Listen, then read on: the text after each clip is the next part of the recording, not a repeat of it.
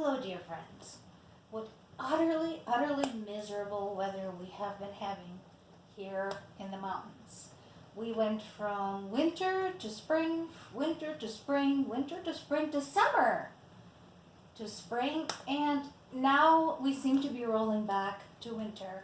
It has been cold and miserable and just entirely unpleasant, right, Twitch? We just have not been having any fun with this weather.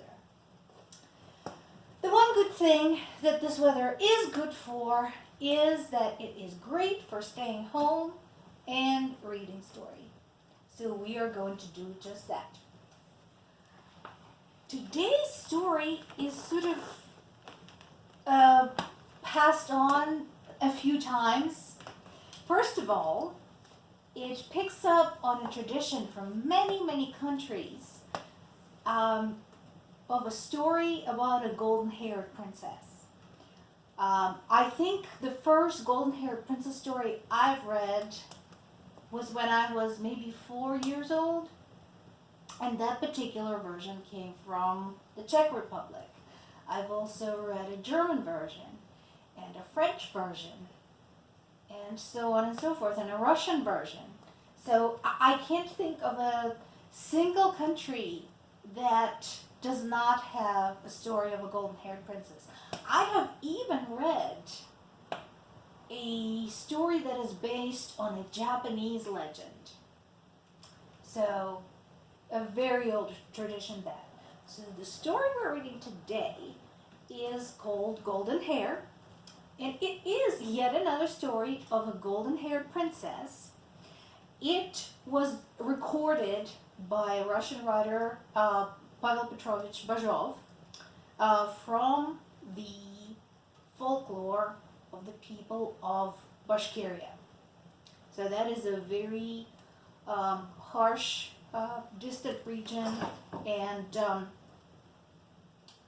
another one of those areas where people used to be nomadic for a long time, and some of them still are. People still occasionally live in traditional villages and in yurts. They hunt and ride horses. That tradition still remains. So he traveled to that area and worked in that area, this writer did, and recorded this very old story. So let us on this rainy evening to the story of the golden hair. This was a long time ago. Russian people were unheard of around these parts. The Bashkirs lived some ways away too. They needed place enough for livestock, see, a clearing here, a bit of a valley there. They stayed by the Naza and the Uraim, maybe, but not here. Our woods today brush the sky, but in those days there was no passing through at all, on horseback or on foot. The only ones to go in were the hunters. Among the Bashkirs there was a hunter named Dailip. There wasn't anyone like him. He took out a bear with one arrow, ran up to a moose, grabbed it by the horns, and threw it over his back. As for wolves and such, not one of them could get away once Dailip saw it. One time, Dailip was riding out in the open and saw a little fox up ahead. For a hunter like him, a fox was but small game. Still, he thought, I'll knock her out with my whip just for fun. Dailip kicked his horse to go faster, but could not catch the fox. Just as he aimed an arrow at her, the fox disappeared. Oh well, her luck. Just as he thought that, the fox appeared again, behind a small tree stump, barking a little, as if laughing. You can't get me. Once again, Dailip took aim, and the fox vanished. Just as soon as he lowered his bow, the fox was back and barking again. You can't get me. Dailip got caught up on it. You just wait, Red Tail. The clearing ended, and he entered a heavy forest. Dailip didn't stop. He hoped he would catch up to the fox yet. So he hopped off his horse and went after the fox on foot. It was all for naught. There she was nearby, but he could not let the arrow fly. He didn't want to give up either.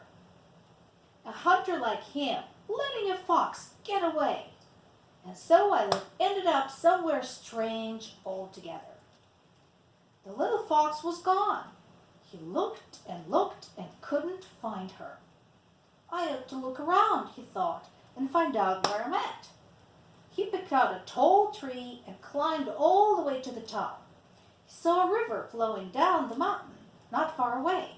It wasn't a big river, but a cheery one, chattering with its pebbles and so shiny in one spot his eyes hurt. What is that? He wondered.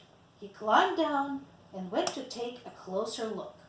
Behind a bush, on a white boulder, sat a maiden of great beauty, her braid thrown over one shoulder, the end floating in the water. Her braid was golden and 10 yards in length. It was her braid that made the river shine so brightly. Eilip marveled at the girl, and she looked up and said, "Good day to you, Eilip. I've heard much of you from my nanny, the fox, how you're the tallest and the handsomest, the strongest and the luckiest of them all.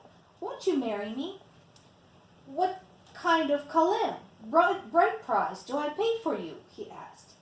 "There cannot be a kalim for me," she replied, "since my father is the master to all the gold. Besides, he will not give me up of his own free will. The only way is to carry me off, if you are brave enough and smart enough." Eilip was ever so happy. He ran up to the girl and said, "How can I mind if that is your wish? I shall carry you off in my arms and won't let anyone take you away."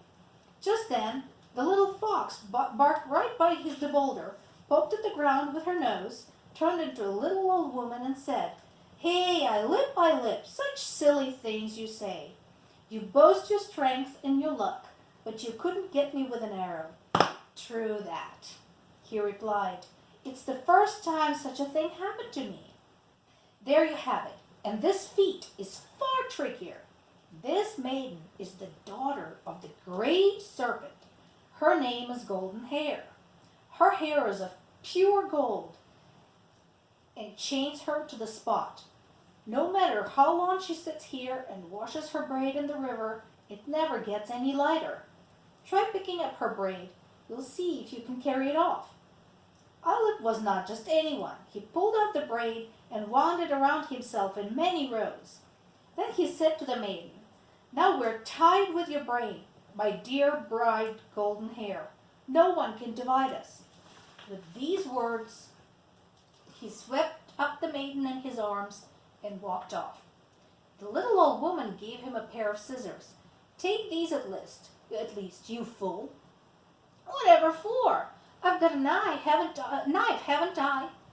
Eilip had walked off without them, but his bride, Golden Hair, said, "Take the scissors. They might be of use to you. Or, better yet, they might be of use to me." Eilip walked through the woods. He'd figured the way when he was up in a tree. He walked briskly at first, but then grew tired, even with his incredible strength. His bride saw that he was tired and said, "Let me walk, and you can carry the braid. It'll be easier and we'll get farther away.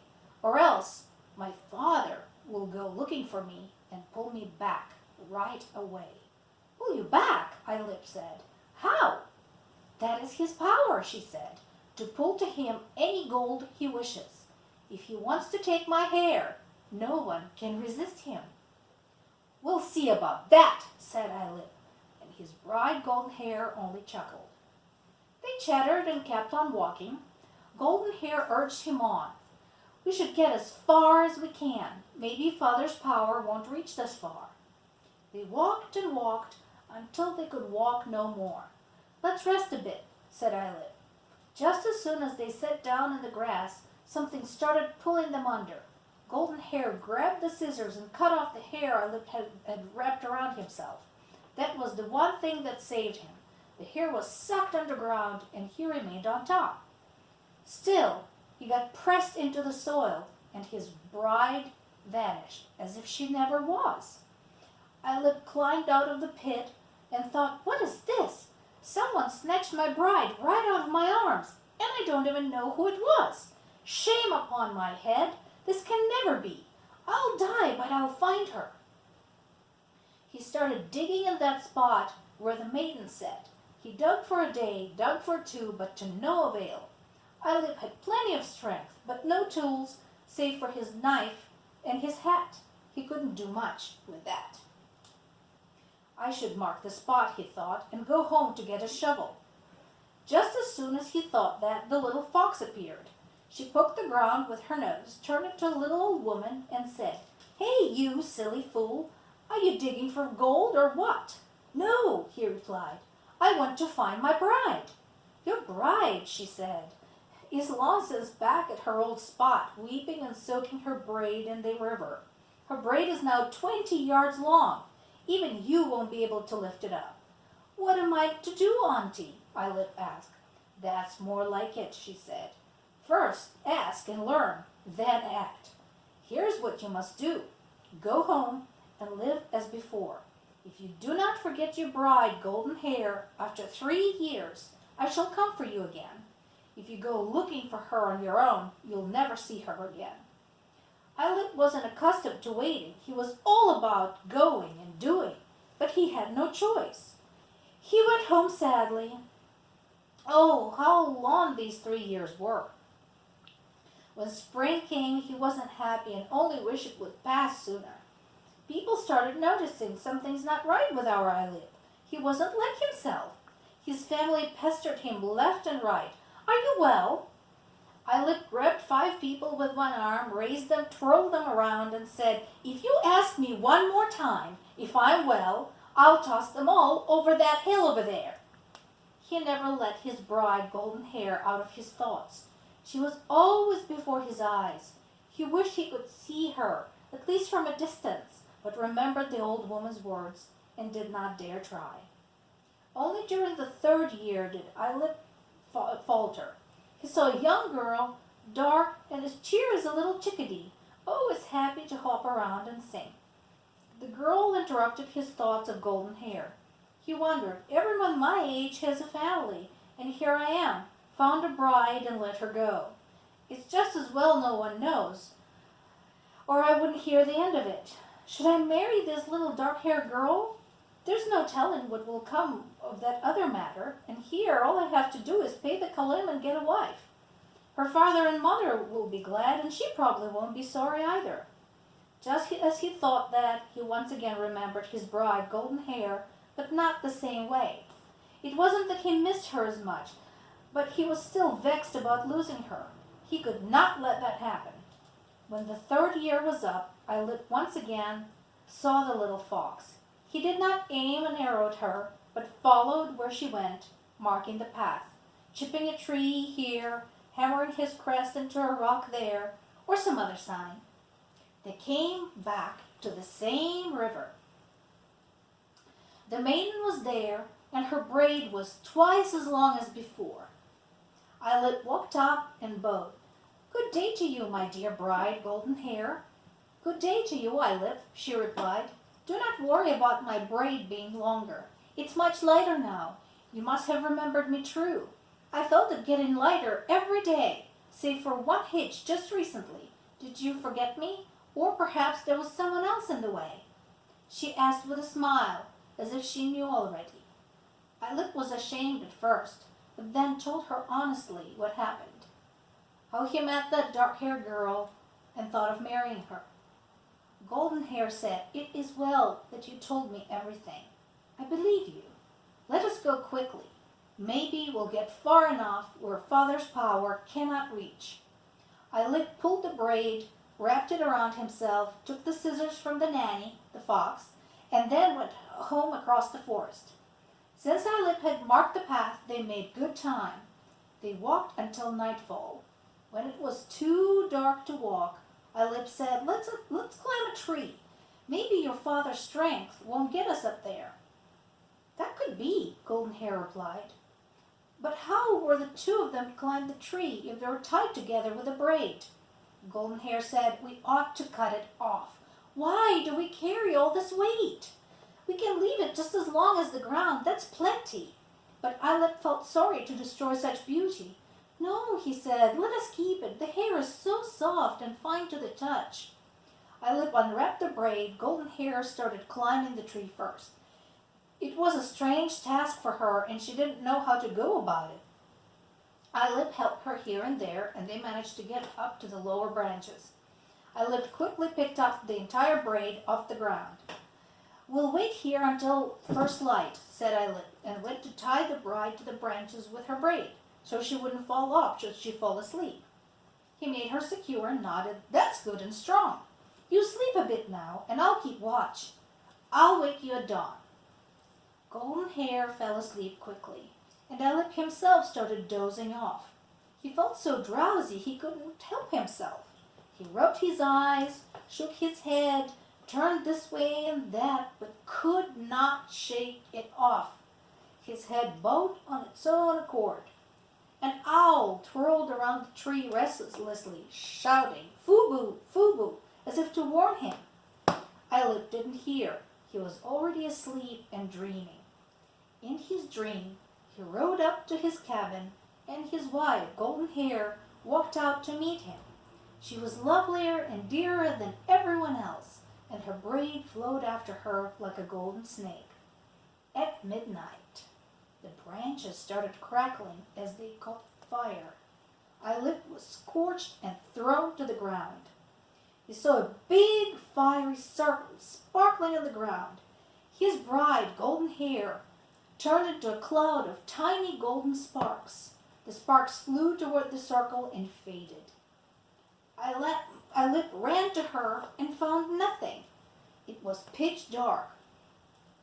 He searched on the ground with his hands and found grass, pebbles, and dried leaves. Finally, he found the end of her braid, 2 yards at least. Eilip felt a bit better. She'd left me a sign. There was a way to keep her braid away from her father. Just as he thought that, the little fox barked at his feet. She poked the ground with her nose, turned into the little old woman, and said, Hey, you silly fool, what do you want, the braid or your bride? I want my bride, he said, with the golden braid 20 yards long. You're too late, she said. The braid is now 30 yards long. That, Eilip said, is no worry of mine. I wish to save my dear bride.